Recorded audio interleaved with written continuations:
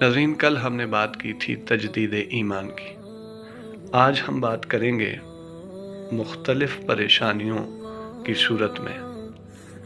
ہم ایسا کون سا طریقہ اپنائیں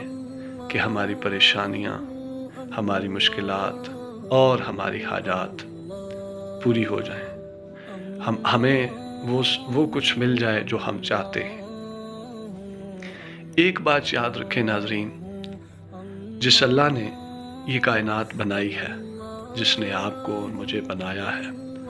اس ساری دنیا کو بنایا ہے، سجایا ہے، سنوارا ہے، اس نے اس دنیا کی حقیقت یہ بتائی کہ یہ دنیا کھیل تماشے کے سوا کچھ نہیں ہے۔ ایک دوسرا، یہ دنیا حقیر بتائی، اس نے بنائی، اس نے سجائی سواری، لیکن اس کے نزدیک یہ دنیا حقیر ہے۔ اس کا مطلب یہ ہوا کہ بنانے والے کے پاس ایک اور دنیا بھی ہے، اسے جنت کہتے ہیں، اسے آخرت کہتے ہیں، اسے انعام کہتے ہیں۔ پہلی چیز تو یہ کہ یہاں پر ہم امتحان کے لیے آئے، یہ ہماری امتحان گاہ ہے، ہمیں مختلف معاملات میں داخل کر کے، پریشانیوں میں، مصیبتوں میں، آسائشوں میں، مال دے کر، حسن جوانی دے کر، ایک بیوی نہیں 4 بیویاں دے کر، کسی کو ایک بھی نہ دے کر، کسی کو بچے نہ دے کر، کسی کے درجنوں دے کر آزمایا جائے گا۔ اور ہماری آزمائش ہے، آزمائش کس چیز کی ہے کہ ہم میں سے بہتر عمل کون کرتا ہے۔ پھر بھی ناظرین، ہر انسان کی خواہش ہوتی ہے، ایک خواہش ہوتی ہے کہ یہ ضرور پوری ہو جائے۔ اگر اس طرح کا کوئی بندہ یا بندی آپ ہیں، کوئی اور ہے جو یہ ویڈیو پیغام سن رہا ہے، اگر اس طرح کا کوئی بندہ کہ جس کی کوئی ایک خواہش ہو اور وہ یہ شورٹی دیتا ہو، یہ باقاعدہ طے کرتا ہو اور یہ اس کا کلیم ہو، بلکہ کلیم بھی ہو، ساتھ میں یہ شورٹی دیتا ہو کہ گارنٹی ہے کہ میں جو ہے اس کے بعد اس کے علاوہ کوئی خواہش پیدا نہیں کروں گا، اگر وہ یہ گارنٹی دیتا ہے تو اس کے لیے میرے پاس بہترین وظیفہ ہے، اس کی وہ خواہش پوری کر دی جائے گی۔ لیکن یہ شورٹی دے کوئی نہیں سکتا، لیکن اگر کوئی دے سکتا ہے تو وہ یہ وظیفہ اس کو معمول بنائے، یا اس وقت جس وقت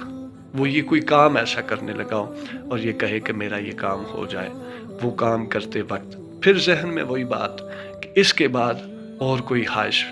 پیدا نہیں ہوگی، یہ میری خواہش آخری ہے، یہ میری ضرورت آخری ہے، اس کے بعد مزید خواہشوں کا پھیلاؤ نہیں ہوگا، میں اپنی خواہشوں کو لگام ڈالوں گا، تو اللہ تعالیٰ اس کی وہ ضرورت جو بہت اہم ہے اس کے لیے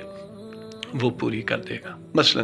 کوئی سفر میں ہے، اس کا سفر آسان ہونا چاہیے، کسی کو مالی مشکلات کا سامنا ہے، معاشی تنگی کا سامنا ہے،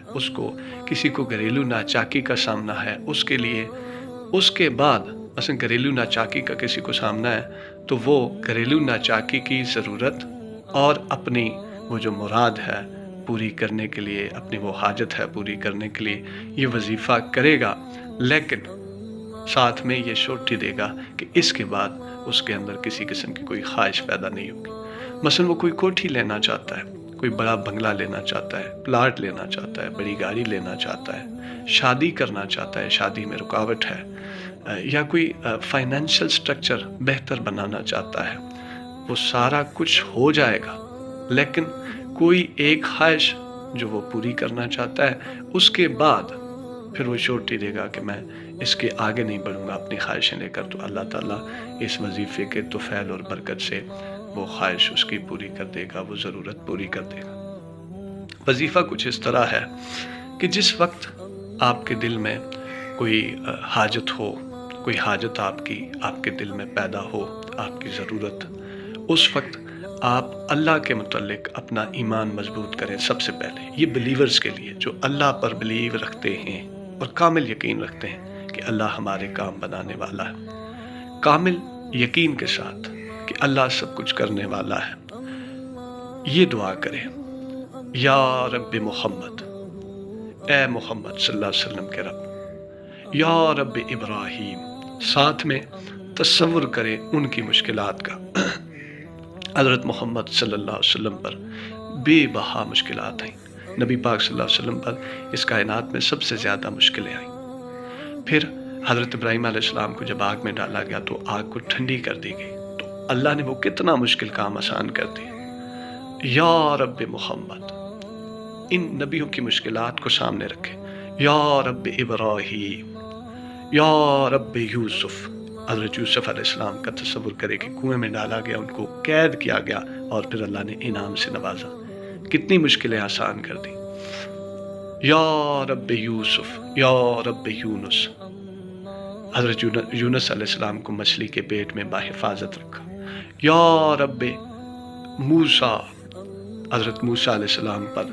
فرعون نے کتنی مشکلات، کتنے مظالم ڈائے۔ یا رب عیسیٰ، یا رب کلیم، یا رب العالمین۔ پھر اس پوری کائنات کا تصور کرے کہ اس پوری کائنات کا رب اللہ ہے اور ساری کائنات کا نظام اور نظم چلانے والا اللہ ہے، تو اس ساری کائنات کو جو چلا سکتا ہے وہ میری مشکل بھی آسان کر سکتا ہے، یہ یقین ہونا چاہیے۔ دوبارہ دہرا دیتا ہوں۔ اچھا، اس کے بعد پھر آپ نے کہنا ہے بسم اللہ الرحمن الرحیم۔ اب میں آپ کو دہرا کے بتاتا ہوں۔ یا رب محمد، یا رب ابراہیم، یا رب یوسف، یا رب یونس، یا رب موسیٰ، یا رب عیسیٰ، یا رب کلیم، یا رب العالمین، بسم اللہ الرحمن الرحیم۔ یہ پہلا پڑھنا ہوا، اس کے ساتھ آخر میں بسم اللہ الرحمن الرحیم۔ دوسری مرتبہ پھر اس دعا کو دہرائیں گے اس یقین کے ساتھ کہ میری مشکل تو بہت چھوٹی ہے، اتنی بڑی مشکلیں اللہ نے حل کر دیں تو میری مشکل بھی ضرور آسان ہوگی، میری حاجت بھی ضرور پوری ہوگی، میرا مسئلہ، میری پرابلمز بھی ٹھیک ہو جائیں گی، اللہ ٹھیک کرے گا۔ یا رب محمد، یا رب ابراہیم، یا رب یوسف، یا رب یونس، یا رب موسیٰ،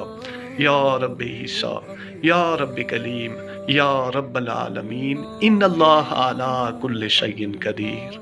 جب اس پر پہنچیں گے، ان اللہ علی کل شیء قدیر، بے شک اللہ ہر چیز پر قادر ہے، ہر چیز کی قدرت رکھتا ہے، ہر چیز پر دسترس رکھتا ہے، تو اس وقت اپنی حاجت تصور میں لائیے، ذہن میں لائیے اور اللہ کی بارگاہ میں اس یقین کے ساتھ پیش کر دیجئے کہ اللہ آپ کی یہ حاجت ضرور پوری کرے گا۔ پھر دیر کے بعد ہو سکتی ہے، فوراً سے بھی ہو سکتی ہے، فوراً سے اس صورت میں ہو سکتی ہے کہ یہ شورٹی دیں گے کہ اس کے بعد اب آپ کے ذہن میں کوئی خواہش نہیں اٹھے گی، جبکہ خواہشوں کا یہ بے لگام گھوڑا ہر کسی کے کنٹرول میں نہیں ہے، ایک کے بعد دوسری خواہش ضرور اٹھتی ہے، یہ شورٹی دینا ہوتی ہے۔ تو اس کے بعد بھی اگر آپ کا یہ معاملہ نہیں ہوتا تو سورۃ البقرہ کی وہ آیت جس کا مفہوم یہ ہے، بلکہ آیت پڑھ لیتے ہیں۔ وَلَنَبْلُوَنَّكُمْ بِشَيْءٍ مِّنَ الْخَوْفِ وَالْجُوعِ وَنَقْصٍ مِّنَ الْأَمْوَالِ وَالْأَنفُسِ وَالثَّمَرَاتِ وَبَشِّرِ الصَّابِرِينَ، اور ہم تمہیں ضرور آزمائیں گے کچھ خوف سے، کچھ خوف اور کچھ بھوک سے، اور تمہارے مالوں اور جانوں اور پھلوں میں کمی کرنے سے یا اس کے نقصان سے، اور صبر کرنے والوں کو خوشخبری سنائیے۔ یہ آیت ذہن میں رکھیے، جب بھی حاجت آپ نے پیش کر دی اس دعا کے ساتھ، کسی کام کا آغاز کیا، کوئی آپ نے بزنس شروع کیا، آغاز کیا، یہ دعا کی، تصور میں لائے تمام پیغمبروں کی مشکلات جو آپ جن کا نام لیں گے، اور اس کے علاوہ پوری کائنات، ان اللہ علی کل شیء قدیر، اور یا رب العالمین جب یہ کہیں گے تو پورے عالموں کا تصور ذہن میں لائیے گا، چرند پرند، حیوانات، نباتات، سمندر، کشتیاں، بحر و بر، آسمان، یہ سارا کچھ جتنی بھی مخلوقات ہیں سب کا تصور اور سب کا رزق اور سب کی آسانیاں، آسائشیں، سب کے کام ذہن میں لائیے گا، تصور میں لائیے گا، اور پھر اپنا کام اللہ کے سپرد کر دیجیے گا اس دعا کے ساتھ، اس یقین کے ساتھ، اس دعا کی یقین کے ساتھ کہ اللہ آپ کا وہ کام ضرور کرے گا۔ پھر بھی نہیں پورا ہوتا یا دیر ہو جاتی ہے تو وہ یاد رکھیے گا کہ اللہ ہمیں آزما رہا ہے، تو اس کی آزمائش جب آ جائے تو لوگ کیا کرتے ہیں، وہ جو ایمان والے ہیں ان کے متعلق یہ کہا گیا کہ وہ صبر کرتے ہیں، اور جو صبر کرتے ہیں انہیں بشارت سنائی۔ ندیم ڈیجیٹل ڈائری دیکھنے کا شکریہ، ملیں گے کسی اور انفارمیٹیو ویڈیو میں۔ تھینک یو، سلامت رہیں۔ امید کرتا ہوں کہ یہ ویڈیو آپ کے لیے انشاءاللہ بہت فائدہ مند ہوگی۔ اور یہ جو وظیفہ میں نے آپ کو سکھایا یا بتایا ہے، اس وظیفے کو آپ اپنے پلے سے باندھ لیجئے گا۔ امید کرتا ہوں کہ آپ کی زندگی کی بے بہا مشکلات آسان ہو جائیں گی اور ضرور ہوں گی۔ اللہ پر کامل یقین رکھیے۔ شکریہ۔